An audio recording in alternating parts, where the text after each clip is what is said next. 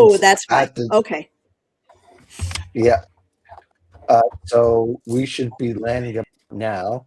And for those joining the Job Scam Report special edition, thank you very much for joining me here on LinkedIn and also on YouTube. If you want to go and look for Mark Anthony Dyson, you prefer YouTube, you can go there.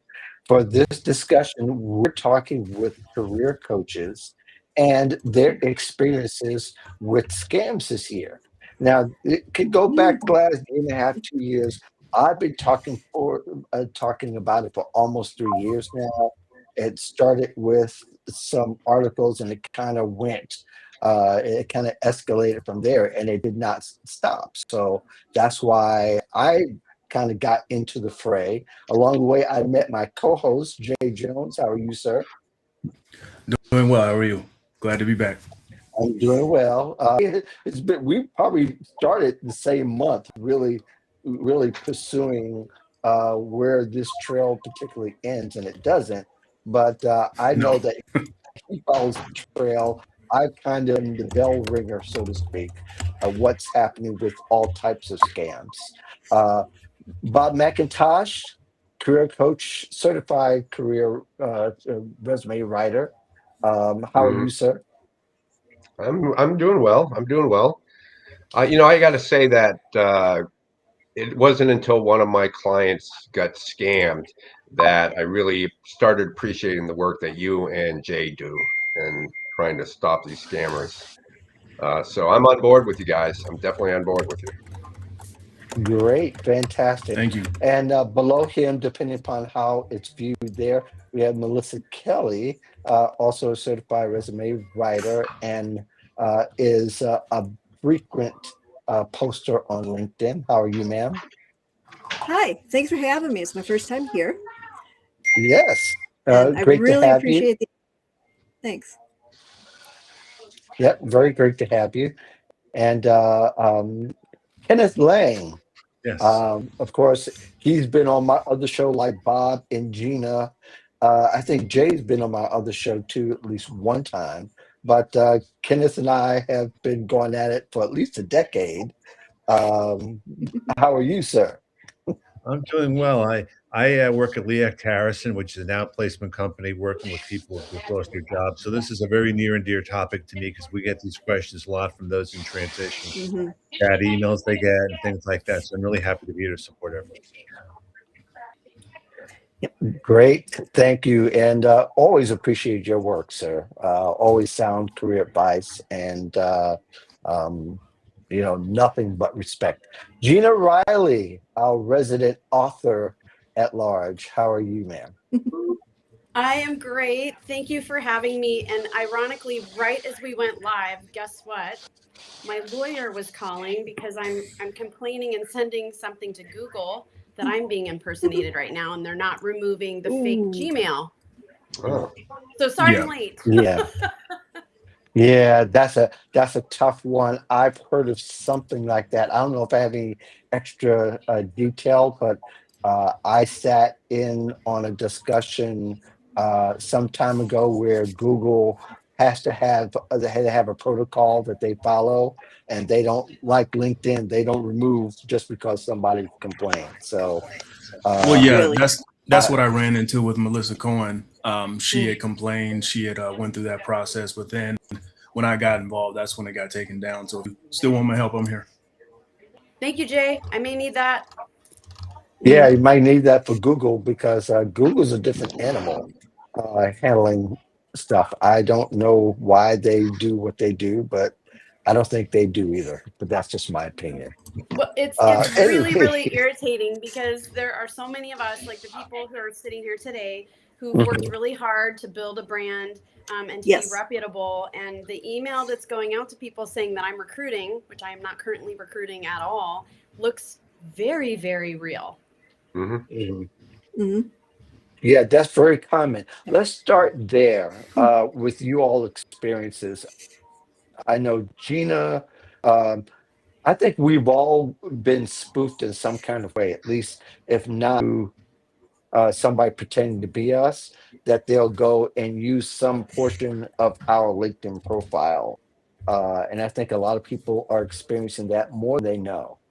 Um, just as a little bit of background, Jay can probably add a little bit more context to it. But basically, scammers are taking legit people and using their credentials. And for a lot of people who are being spoofed or victims of being spoofed, nothing is literally being stolen but their reputation. But at first, I saw the trend of them doing that on LinkedIn primarily. Then they start to take that and use it on other platforms. So they began to take Gina's or Bob's, and they begin to be Bob and Gina over on Fiverr, or some other place, Facebook Marketplace. That's a whole nother discussion. But they're really taking those areas. How are you guys finding out about being spoofed on either another site or on LinkedIn or some version of it? I'll start with Bob McIntosh. I don't know if you've been I spoofed haven't. specifically To the best of my knowledge, maybe I have, but I haven't learned of it. So, but I'm not a high-profile resume writer or career coach. I'm a working man. Well, yeah, I'm a 9 to 5. Sorry, Gina. I'm a 9 to 5 guy, and so I don't have Okay, the Mr. cachet I think is Okay, others. Mr. LinkedIn top voice, you're not going to get away with that. Very All right, all easy. right, all right. Okay, so I have a Yeah, I'm hobby. just a regular guy. No, no, no, no. You can't do that, dude. I'm sorry, but your profile is quite prominent. You may not have been Yeah. active like you used to, but all that to say is that yours, I don't know how many people put Google alerts or Talk Walker alerts on their Hmm. name, but very often, or if you use a Talkwalker? tagline, uh, yeah, Talk Walker is like Google alerts, where it can alert you where your name is being used. And I've been using both for the past 8, 9 years, and I've shared about it. And Talk Wow. Walker picks up stuff that Google alerts does not pick up, literally. Okay. Even Well, Check it out. even Check it out. and I'll say this, not to bloviate, but having been uh, quoted in different places, it picks up despite Hmm. despite where Google Alerts doesn't really. But one interesting. way I try to keep and but LinkedIn's an animal. If you've just been spoofed on LinkedIn, Jay found the voice of job seekers on somebody's profile, which I thought was wild. Yeah. Ooh. But it was Yeah, I obvious. remember It that. was obvious it was obvious that wasn't going to Mhm. fly real well because their profile. Kenneth, have you had that experience yet? Yeah, actually, Karen Tisdale, who's a recruiter or someone I know from Australia, she sent it to Mhm. me. She sent an image of her with my content below it, and then my name, my picture was there with her content below her, and it was Hmm. an Ooh. offshore site.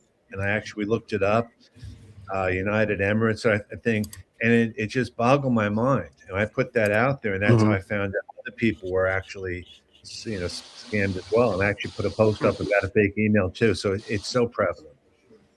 Mhm. Mm. Yeah, it is. So somebody found it for you.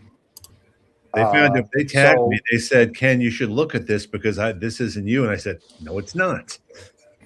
it's a LinkedIn profile, or is it? It Was was a it? picture of me taking content from Karen Tisdale underneath my picture, and a picture of Karen Tisdale taking content from my LinkedIn profile under her picture. Hmm. Wow. Yeah, They do yep. that to See try that to a lot, avoid detection. They'll piecemeal right? stuff. I Yep. saw that early on with the resume writers that were fake. They Yep. would steal stuff from resume writers' Mhm. profiles and make a hodgepodge of information because they're hoping that if anybody looks into it, they get discouraged or unable to find it. So they're trying to hide. But the more, like I say, the more they hide, the more they reveal themselves. Yep.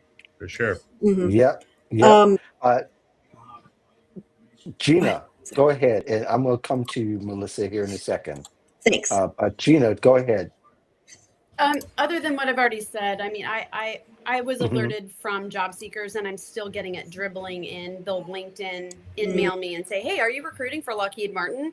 I'm like, I attach my newsletter and say, "Here's what I wrote about it," trying to warn people. But aside from that, what I think is so special about what we're doing here today, and what I appreciate about what you, Mark, and you, Jay, do, is helping job seekers understand the array of things.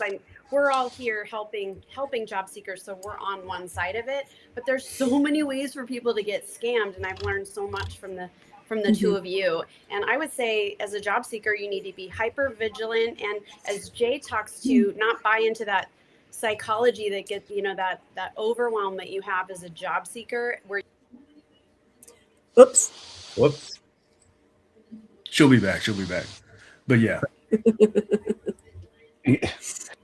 Yeah, I think. she was talking Yeah, about the overwhelming as the job seeker, It's because right. yes. as a job seeker, Yeah. you're worried about taking care of your family. You got all these competing responsibilities, and then you see the noise and the din in the job market. She can finish now. Welcome back. Welcome back. Overwhelm as a job seeker, Yeah. you were saying? Mhm.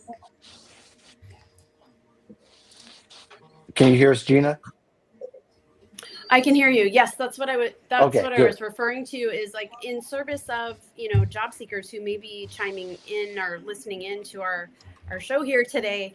Is just to take a beat, take a moment, and there's people like Mark and Jay that you should be following, because they're like uncovering Yeah. all of these new things that are happening every single day. So I would just say, from my lens, really look before you leap, and don't react to things. Just like if you get a text from your bank or an email from your bank, you're not going to just click, yes, I approve that thing. You're going to go look and see if you made a transaction, and see if it's valid, and see if the email looks valid, and do all the things before you release money. That happened to me today as well. So things like that, just pay attention to what you're doing. We live in a really dangerous world. Yeah, we really do, and it's becoming. It's a pandemic. I've said this from the beginning. It's not just us here. It's happening all over the world, and Yes. I don't know if it's going to stop anytime soon. Melissa, your turn. Have you experienced being spoofed, or at least your content has been taken around to different places, or copied, or wherever you've experienced? Well, I have not seen that with my own content. Uh-huh. I do have Google Alerts set up for myself. Did not know about TalkWalker. So if it's being spoofed, Google Alerts is not catching it. This is what I have seen, though. Every once in a while, I will get an unsolicited request from somebody who wants to write for me. And they send samples. Okay. Those samples are stolen from other resume writers' websites, or they're stolen from, a lot of them are the resumes submitted by writers and coaches for industry awards like Toast of the Resume Industry or ROAR. I can't think of what the acronym stands for right now, but those resumes are published on Career Director's website or PARW. These are names of very real, very authentic professional associations that govern career professionals if they choose to be members of these associations. But you submit a resume, it gets published if you're nominated or if you win. And so what they do is they steal these resumes from the organization websites and then present them to people like me as a bundle of samples. And once I recognized it was altered, but it was a resume I'd submitted. It got nominated back in 2018. I was like, oh my God. So, and the thing is, there's a very consistent pattern. And hate to point the pattern out, but these people are usually from countries in Southeast Asia. And or somewhere in the Middle East.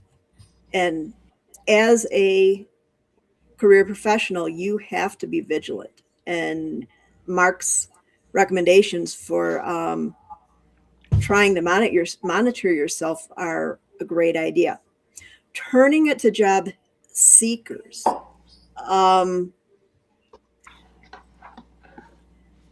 As I lose my train of thought, give me a sec. In addition to the great advice Gina gave, ways I actually teach my clients to avoid job boards altogether. My clients apply directly through employers' websites whenever possible. That pretty much insulates you from the job scams unless you choose to respond to an unsolicited message. Given the way things are right now, it's best to assume that an unsolicited message from anybody wanting to talk to you about a job is fake. It's just best for your own safety. I had a client Melissa, if once I could, Melissa, if I could insert real quick, I just want to, I'll come back to you. Hold okay, no on problem. to that. I get long-winded. I do want to catch our Hi, Claire. other guest, Claire Davis. She is an active recruiter, so she definitely will add a lot of nuance to discussion in many ways. So, welcome, Claire. How are you? Hi, it's good to be here. Thank you all so much. And you're right. While I did get my start in pharmaceutical sales, executive recruiting, it's been a little while. So now we're focused on career branding at Traction Resume. However, I will say that if I were to tell you the biggest difference between last year and this year in the job market, it's that my clients are fielding many requests that are fraudulent job postings and job inquiries. So this week alone, because I wanted to make sure I was keeping tabs for this particular broadcast, and there have been 4 that my clients have sent to my team, and then my team ran right up through me, and sure enough, those were all fraudulent inquiries by recruiters and talent specialists that are not actually working for the companies that they claim. So I'm really grateful for what you all do. And I think it's an unfortunate turn of the tide, but I'm so glad that people like you and everybody here are here to educate job seekers on this, because it's a pandemic. Right. Yes, it is really a pandemic. is. And I said that from day one, as I stated earlier. I think one of the things that people is an action item, I think not just for job seekers, but I think everyone on LinkedIn. If you're concerned about your reputation, you should also do a name search on LinkedIn. Now, most people may think of a Google search, but it does reveal some, about your content and about your reputation. Now, I found that, and Jay can concur, or not, that scammers are now blocking who they spoof. So if I'm not just going to take Ken Lang's name and likeness and his reputation and his content. I'm gonna block him so that him and his network doesn't alert him to what's going on. Now, there's ways you could also do that too, through other types of searches, just to see what is going on in a view from a fresh point of view. I can go into that, but we could start there as far as ways that job seekers and everyone can kind of, just every once in a while, check to see who is doing what, because it's your reputation. It's something that it's an asset that you've got to protect going forward. Go ahead, Jay. Yeah, occasionally I'll come across that where people will send me a DM saying that this is a scam that they think is happening, and I'll look and try to see the Mhm. profile, and it'll say like this profile is no longer available, but there are other ways to still see Mm, it, and so I put it together that they're proactively blocking me so I don't find out and go after it. Right, And so when I find right. it, then I'm like, okay, I see what you're doing. I break it down. I present it to the people and to the businesses or solopreneurs who are being impersonated. And then at that point, the scam is ruined. And that's what the more tricky ones will do. They'll proactively block the person that they're impersonating so the scam can go on as long as possible. The other mental defectives, I'll call them, they just, go about it hoping that it's never discovered. Right, absolutely. There's um, there's another way if you're interested. I think Claire and Gina particularly may have used this tool called a Boolean search. I don't know if you Yeah. guys are familiar with that mhm, term, but this is where you can go and I've experimented with my name without quotes, and I'll put a plus sign in this and putting it into a search engine, and then putting quotes about LinkedIn.com unquote, and then whatever word I might be searching for, or just as a holistic mm, name on a browser that I don't use as a regular browser that doesn't have many cookies mm. at all, and you Okay. can get a fresher search. Claire, Gina, is that verifiable? Did that sound familiar to you? Yeah, absolutely. Yep. And my very favorite way is being connected with you, Jay, and you, Mark, because even better than a Boolean search, gosh, Jay and I actually got to know each other really well because somebody wasn't impersonating me in just that very way. And I hadn't Hmm. even thought to Boolean search myself um, Hmm. in that regard. But now I do, and I do regularly. But Jay, it wasn't until Yeah. Jay had let me know that a job seeker had been solicited with a Berkshire Hathaway profile with my picture on it and asked to pay Hmm. money for a certain amount of services until Jay brought it to my attention. So I think Boolean searching is something that we do a lot of when it comes to finding professionals for roles or finding people to have my clients network with. But I hadn't considered needing to do that for my own reputation protection until this year. How about you, Gina? Oh yeah, I'm right behind you. Yeah. It's a bummer for all of us on both sides of the table, and now we're Yeah. all swimming in this nasty soup of everything, together. Hmm. Yeah. Right. Yeah.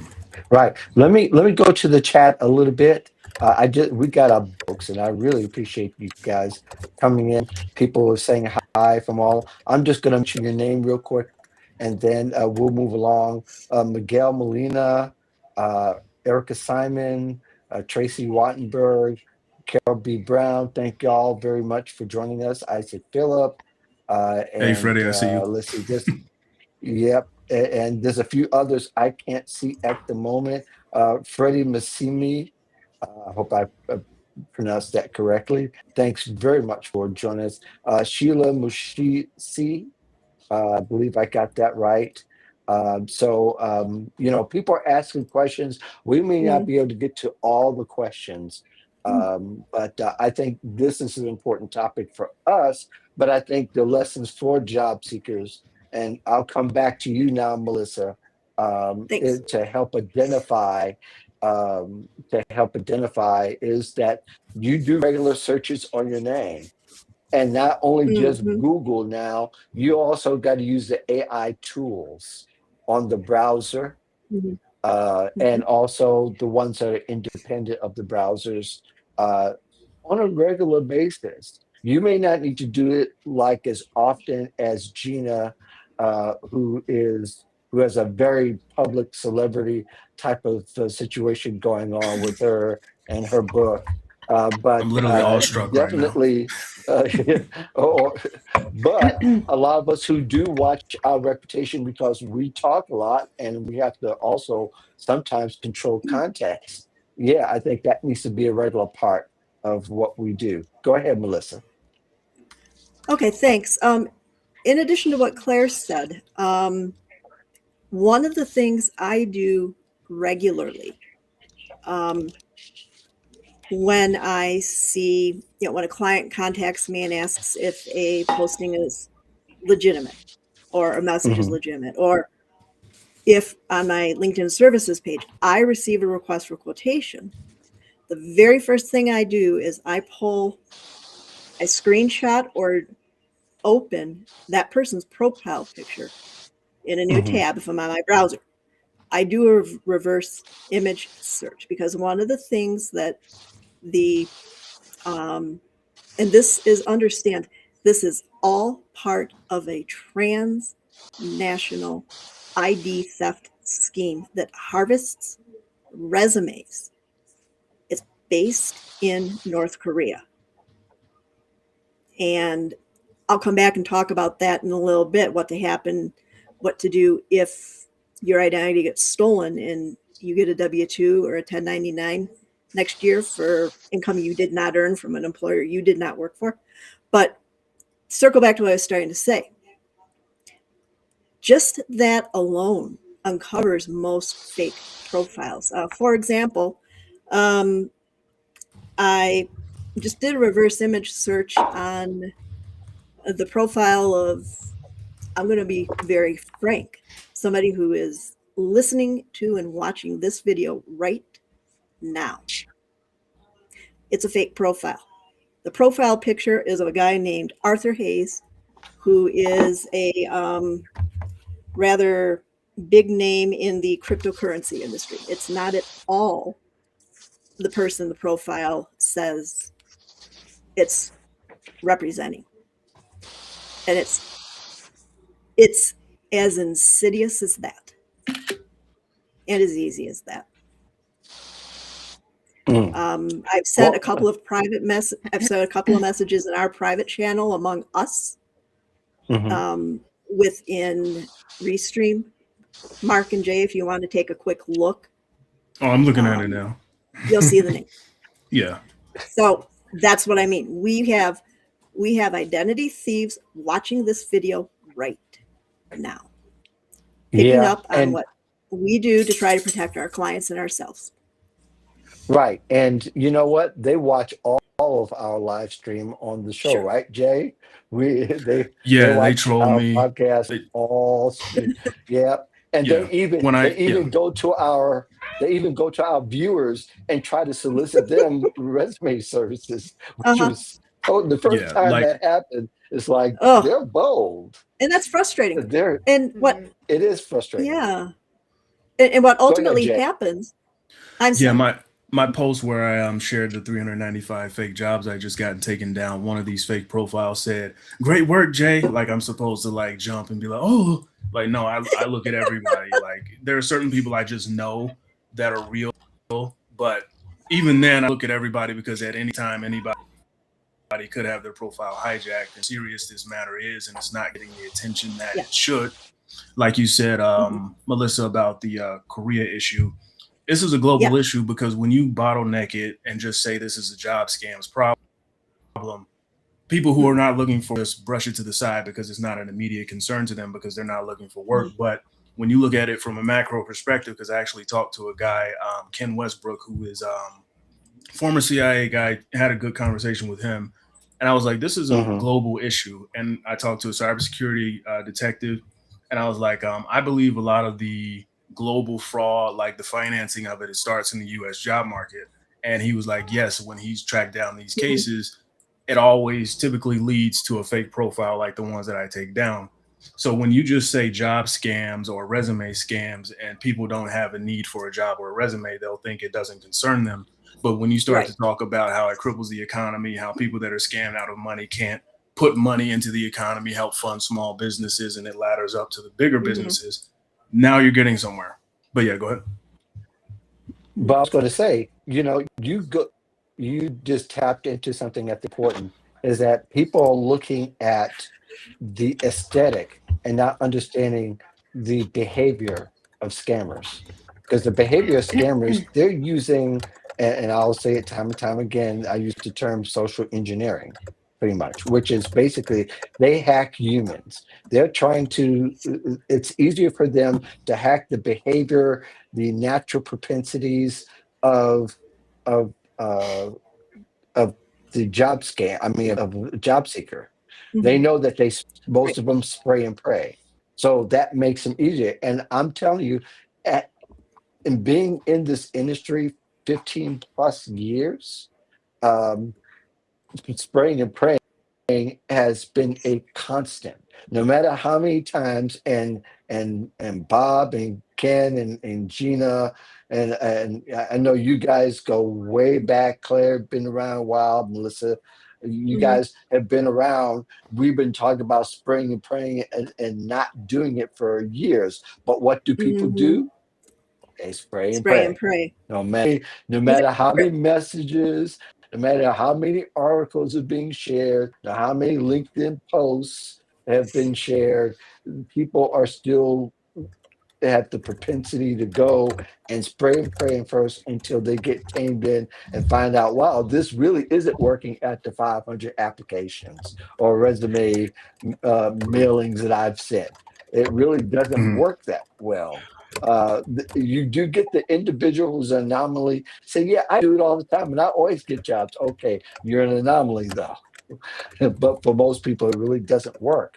But yeah, those are the things that scammers are going ahead and using. Kenneth, is that something you're seeing? Do you find that maybe clients are in a space where they are kind of recklessly applying it first, and then they realize it's not working? Well, I think that's the first thing. A lot of people who've been first time out of work, that's what they do because that's what they think Right. they have. I think one of the Mhm. challenges we have at Leac Harrison is the use of AI. And Hmm. AI, whether they're using it for a resume or a cover letter or something else, that just becomes another way that people can be scammed. I mean, we're finding these out left and right. The more you put into the AI and that, the worse it gets. I mean, our challenge is to try to have people think outside the box. Don't do what everyone's told you to do. Right. Right. That's another thing I wanted to jump in really quick, Kenneth. People aren't considering the privacy measures that are put in place when it comes to uploading your information to these AI Mhm. company apps Absolutely. and resume writing industry Right. things. Because when you Mhm. upload this stuff, you sign away any type of like recourse if something goes wrong because you willingly chose to do it. They have terms, conditions in that small font for a reason. And so when you're thinking about that and you're using this, because what Melissa said earlier about the psychology of being a job seeker, it's like you're trying to get to the front of the line. You know that most jobs have 500 plus applicants within like the first few hours. And so you're trying to get an edge in any way possible, but you're sacrificing your own personal information safety and you're also compromising your ability to tell your own Mhm. story. And those kind of things can Mhm. make your job search even longer.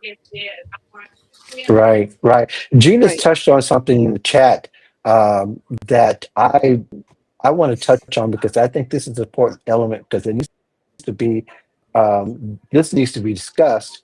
And this is part of the great advice that all of us have given.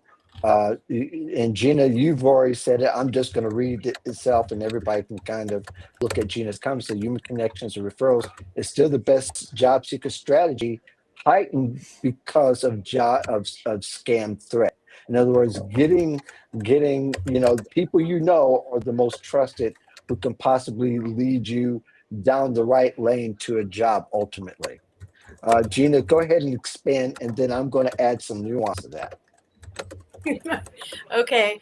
Well, uh, much to Kenneth's point, it's natural for people to want to go to job boards and start just applying to things they see. And naturally, they're going to think, I'm qualified.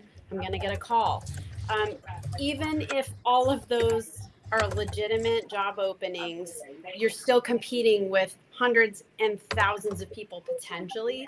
And so we know the best way to get seen and heard is to get those referrals. That means the more conversations you have loaded into your calendar, the faster you're going to get there. It will take you much longer to land a job if you are applying and then hoping someone's going to call you. And that's actually the worst of it, is applying and then not even reaching out and trying to find decision makers. So I take over the conversation, but I'll leave room for other people.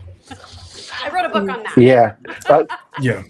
Go ahead, Claire. I want to, Bob, I'm going to come back to you next, and then I'll add. Go ahead, Claire. You mean like a best practice, how people can avoid? Yeah, I mean, you know, well, hold on. Do you mind, Claire? Let me go to Bob first, and then I got a question for you specifically. Go ahead, of Bob. course. So yeah, I mean, no matter how often you tell job seekers to not just apply online, that's what they tend to do. And because networking is a harder way to find a job, although the most successful way to find a job, but they just, I don't know. It frustrates me why they don't listen to me and other people who know how to conduct a job search. I don't know why they don't listen to us. They don't see us as experts, to be blunt. No. I think it's basically because they are afraid to reach out and network with people. Oh yeah, they say, yeah, well, I've networked with my colleagues, my former colleagues and so forth, but they don't reach out to network with people they don't know. They don't develop new contacts. And so that is a frustrating thing for me. And I'm sure it is for the rest of you. Although I think that maybe Gina's clients probably understand that, and that's how they usually get their jobs, is through the connections they've made in the past, and they develop. My client base is probably mid-management and above, but yet they still just spray and pray. I'm gonna Right. jump in on that really quick, Bob. Go ahead, Jay, before I hit because it's going to take a Claire, little turn here.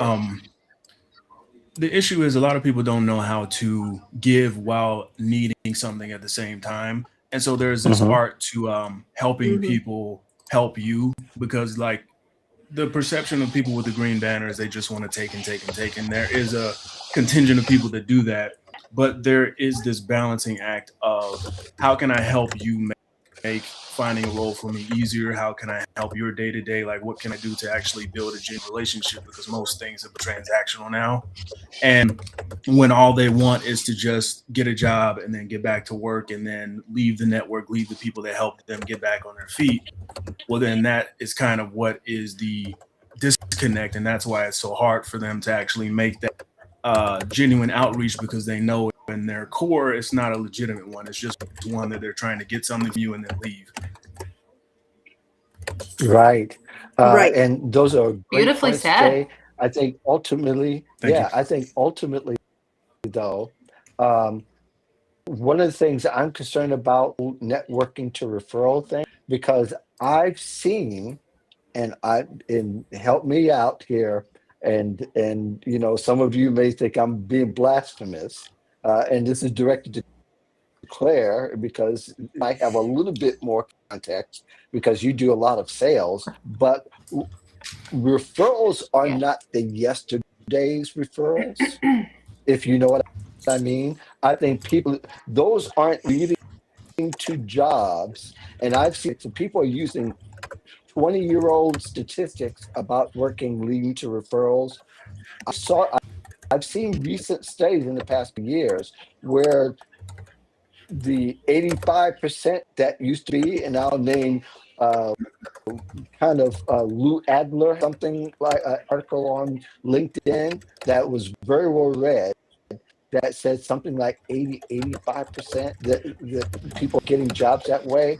But the recent study I've seen, I saw like 15 to 20% that are getting referrals.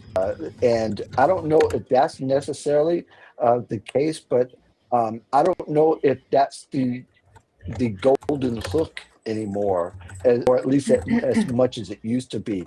Claire, your thoughts on that? Can I blow you out of the water a little bit? So Knock me medical out. sales is okay. I'm like, you're like, I've seen it all. Nothing's going to surprise me at this point, right? So we have until this year, the statistic has changed, but for us, it is 100% of the time my clients get their next role through networking, not applying online. And I'm not exaggerating that in any shape. That is not an inflation. That is not an extrapolation. This is what I coach, because applying online is like the fastest way to waste your time, unfortunately. Right. For many reasons that all of you wonderful coaches know. I mean, from the fact that it's very, very difficult to encapsulate a job in an actual job description today. It's very difficult to navigate an ATS, and it has a lot more to do with the keywords and the matching, which is great. But at the end of the day, hiring managers are completely overloaded with applications, even when they are, filtered by an ATS.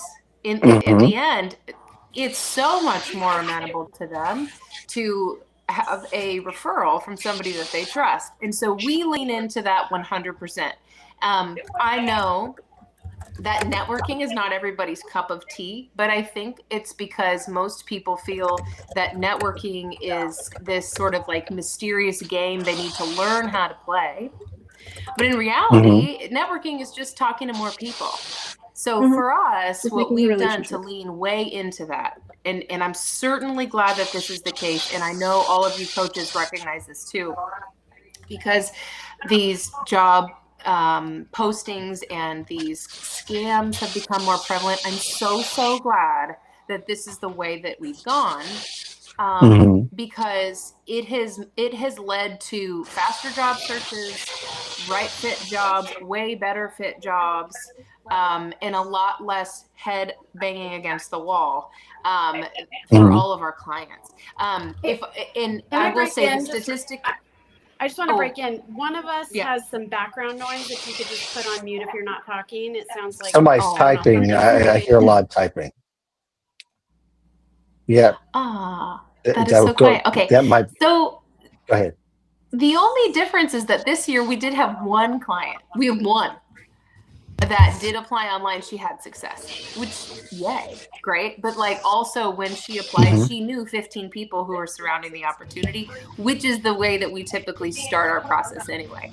So the biggest challenge I think that job seekers have, and I think that all of us people have, whenever we're trying to accomplish a big goal, like trying to get a company to buy us for 6 figures a year, for example, is we've got to go at it with a plan, and you got to work the plan. So for me, it's as much about being able to spot fraudulent scams, absolutely, as it is being methodical with the approach and making sure that when you're intending to have more conversations for the benefit of your career, that you have a certain amount of people that you commit to reach out to every single day, and do it like you're at a backyard barbecue. It doesn't need to be a pitch. It doesn't need to be here's, my top 5 hits on my, album of my career. Will you take a chance on me? Like, that's not what I'm talking about. Having more conversations, even at a threshold of making friends and being curious, finding a commonality, or paying them a compliment, has led to all of nearly 100%, except for that one woman this year, landing wonderful jobs. And it's not taking them 18 months either. We're talking between 45 to 90 days. So it's all about staying accountable and committing to the plan and then following up. Yeah. I don't mind.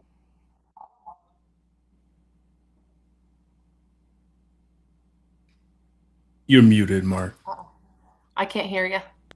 Oh, you can't hear me? It's slow unmuted. Mark, there you are. I muted before I take it. Can you hear me now? Yeah. Okay. I was going to say that I think Claire makes great points. And I think what applies to one industry doesn't necessarily apply to other industries. And I think that's the other thing people will need to keep in mind. What applies to executives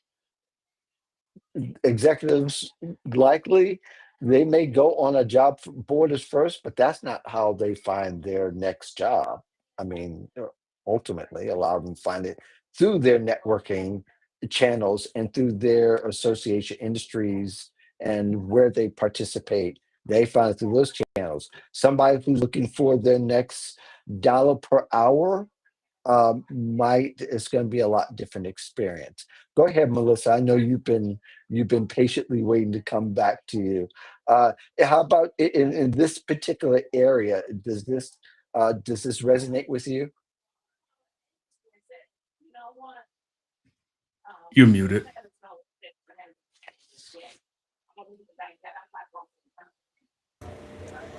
You're muted, Melissa. Hi. Okay, go ahead. Sorry about that. I apologize. I've started answering a couple of questions in the comments, and it absolutely resonates. One of the things I see over and over again is people, like Gina and Claire had said, people hitting easy apply in LinkedIn, almost like they're Pavlov's dog. And that's just not how it works. A kind of an in-between that I've found. Hang on just a second. Something was pressing on my keyboard. An in-between that I've found works really well too. It's kind of a halfway between doing everything online and doing nothing online. Is I had mentioned earlier, the first step is applying only through the employer's website. Anytime you see a job posted on a board like LinkedIn or Indeed or anything else, it's going to be posted on the employer's website, and you can find that link. And that's one of the things I teach clients to do. Secondly, and I've seen some backlash on this, but it does work if done correctly. One way to network, if you will, is when you apply to the job, in your pre-application research, you take the time to figure out who the hiring manager is most likely to be. And then you send a copy of your resume to that person. And I've mentioned this before on LinkedIn and gotten hit with a backlash of, oh my gosh, we don't want people pestering us. It's not pestering. It's not saying contact this guy, or gal and everybody in their team 3 times a day until they respond. It's a courtesy communication on top of your application, just to make sure your resume actually gets into that person's hands. And I've been doing it this way for a little over 3 years now, and it proves to be very effective, at least for my clients. And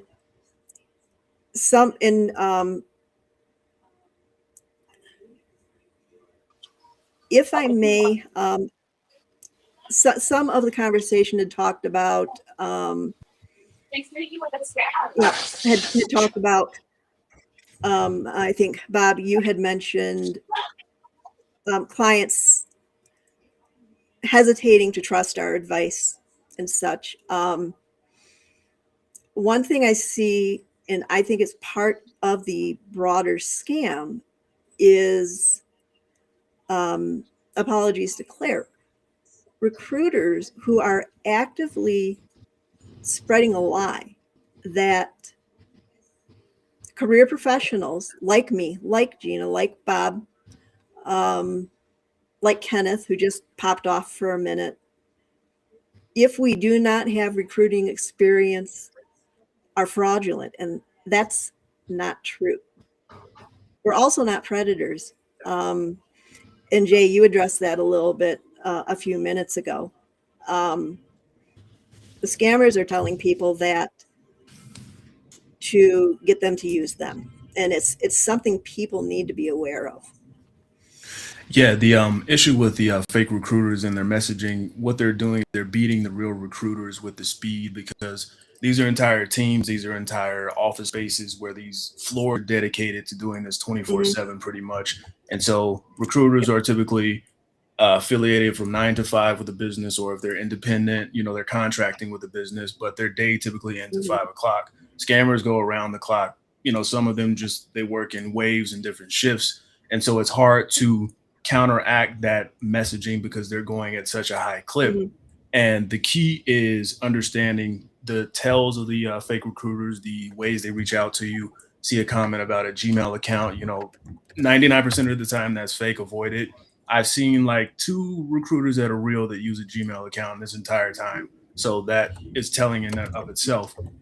But it's the massive amounts of Huh. misinformation that's out there, and and this is the goal of the scammers, is to make them distrust the people that are actually intended to help Hmm. them. And so when you do come, like you said earlier, Bob, with the proven suggestions, the proven expertise that you have, do this, and do this, and it'll help you get to where you need to go faster. They're like, well, no, they're telling me I just need to do this, and I need a resume rewrite from here, and I'm saving a fraction of Yep. the, paying a Yep. fraction of the cost over No, no, here. no, no, no. Then they already come to you with this massive blob of information that is a bunch of lies. So that's what makes Mhm. the real people's jobs harder. Yeah. And Jay, unfortunately, I've seen some Go ahead. very real recruiters get fooled by this and start spreading the same lie. It's not just the Um, fake ones, unfortunately. yeah, if I could interject a little bit because I have a little bit of background Uh-huh. about it, and I've talked to some recruiters Yeah. about Right. it, We and know. then Great. Thank you. they've had their thing. There's some of them have had some real live experiences with people who are just incompetent, and thus because they were belong and these were people who were incompetent and had certifications of all types and career coachings of all types and on podcasts, and we may know or love them. For whatever reason they decide to spread their thoughts because they've had personal experiences with people who are in their families, and some of them friends who've been they're guilty. The practitioner is guilty of either incompetence or malpractice to some degree, and I'm not going to discount those recruiters, and I understand where they're coming from because a couple of them are my friends, and intimate my friends, and I'm not going to go into who it is or so don't ask me. But having said that, some of them have some good reasons why. And then one of Oh. my Mhm. earlier mentors, prominent resume writer, had told me a lot of the similar things, and I've seen trickings and Mhm. content dump that reflects that. So I'm not going to I've discount seen it too. them. I, I think the messaging on the resume writer's parts um, does matter, and how you Hmm. practice does matter. But then again, sometimes you just can't listen to the noise as a practitioner, and Hmm. you just got to keep it moving because if you know your work, your clients have written about you, you got plenty of testimonials, you're good to Hmm. go. And I think people are smart enough to see that. I'm not a practitioner these days. I haven't been for almost 10 years now. I rather just write about the space, talk, have these conversations in the space, and people have found that pretty useful. So whatever my work is, I have more than 1,000 articles out there on the web, published on third-party sites, and they paid me, and some have paid me very well for them. I don't have a problem. My work is my work is out there. Go have at it. But for others of you who have to rely on other people's testimonials, that has to be something you'll need to manage. You need to just manage your reputation a lot closer, especially to see what people are saying, maybe even daily. If you post daily, you probably should check LinkedIn, do a search on your name to see where your content goes and how to do it. So we're going to cut it here because it is for some of us do have other things this afternoon. However, If this does resonate you, and this goes for anybody on the panel, thanks to Kenneth and Claire, who had to leave early. If this is interest and you found this side of talking about job scam interesting, I'm willing to have other panels coming up in 2026. So if you're not on this panel, you're looking to say, I'd like to be a part of it, send me a DM.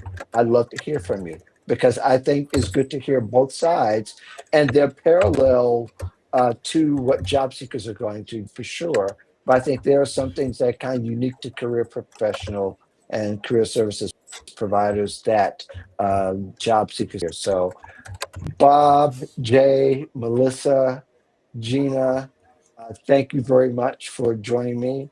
Again, Ken and Claire have been here and had to go because they had a hard stop. But there'll be some of these sessions I won't mind going more than an hour. So look for that. Yeah.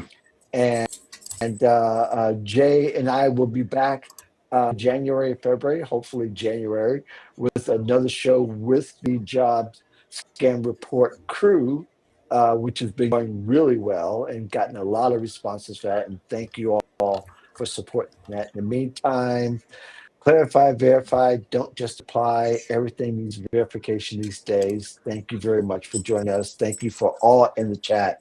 I wish I could get to all of your names, but I'm not going to be able to. Thank you for participating.